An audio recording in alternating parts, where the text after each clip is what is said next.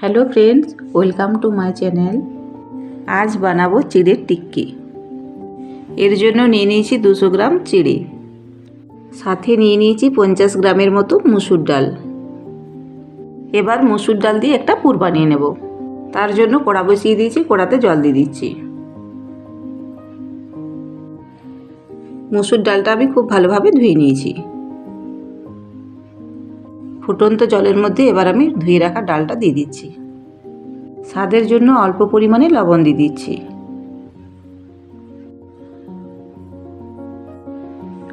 দিয়ে দিচ্ছি হলুদ গুঁড়ো। ভালোভাবে নেড়ে চেড়ে ঢাকা দিয়ে দেবো কিছুক্ষণ সেদ্ধ হওয়ার জন্য। 5 মিনিট ধরে সেদ্ধ করে নেব। সেদ্ধ হয়ে গেছে। সেদ্ধ ডালটাকে খুব ভালোভাবে নেড়ে চেড়ে মিশিয়ে নিচ্ছি। এবার আমি সেদ্ধ ডালটাকে ছকে নেব। তার জন্য একটা কড়াইতে পরিমাণ মতো তেল দিয়ে দিচ্ছি। ফোড়ন হিসাবে কালো জিরে দিয়ে দিচ্ছি। তেলের মধ্যে এবার জিরে গুঁড়ো দিয়ে দিচ্ছি। ভালোভাবে মিশিয়ে নেব।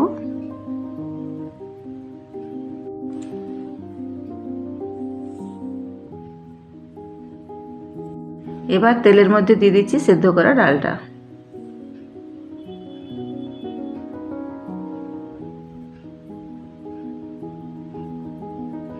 এবার দিয়ে দিচ্ছি কুচানো লঙ্কা আর কিছু ধনেপাতা। নেড়ে চেড়ে মিশিয়ে নিচ্ছি। এবার নামিয়ে নিচ্ছি। এটা আমি পুর হিসাবে ব্যবহার করব। চিড়েগুলোকে ভালো করে ধুয়ে জল ঝরিয়ে নিয়েছি। দিয়ে দিচ্ছি স্বাদ মতো লবণ। এবার হাত দিয়ে খুব ভালোভাবে মেখে নেব।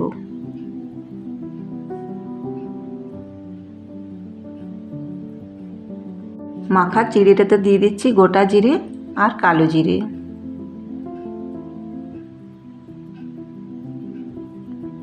স্বাদের জন্য সামান্য চিনি দিয়ে দিচ্ছি।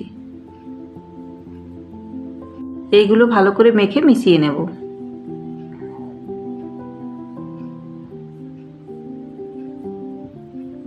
চিড়ের মাখাটা ঠিক এরকম হবে। ওর থেকে কিছুটা পরিমাণ নিয়ে হাত দিয়ে খোলার মতো একটা শেপ করে নিচ্ছি।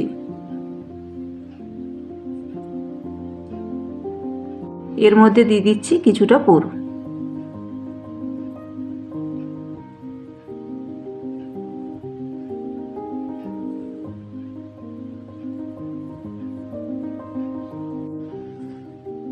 এবার আমি হাত দিয়ে মুড়ে নেব।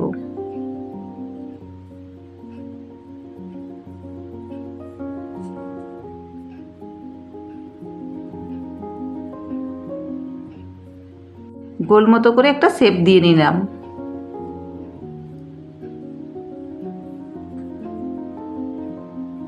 একইভাবে বাকিগুলো তৈরি করে নিচ্ছি। এই টিক্কিগুলো যে যার মতো শেপ দিয়ে বানিয়ে নিতে পারেন। বাচ্চাদের জন্য বা স্কুলে অফিসে টিফিনের জন্য খুবই সহজে অল্প সময়ে বানিয়ে নিতে পারবেন। এমনকি বাড়িতেও সকাল বিকালে নাস্তা হিসাবে ব্যবহার করতে পারবেন। সবকটা টিক্কি আমি বানিয়ে নিয়েছি।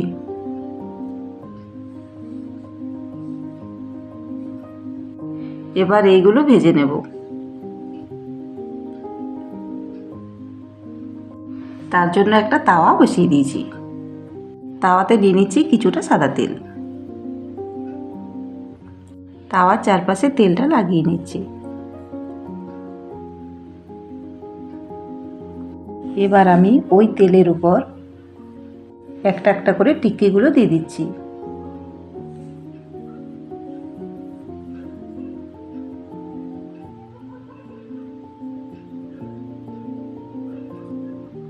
একটা সাইড কিছুক্ষণ ধরে ভেজে নেওয়ার পর অপর সাইডটা উল্টিয়ে নেব।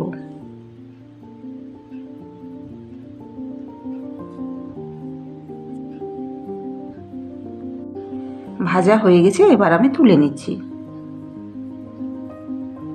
পরিবেশন করার জন্য টিক্কি একেবারে রেডি।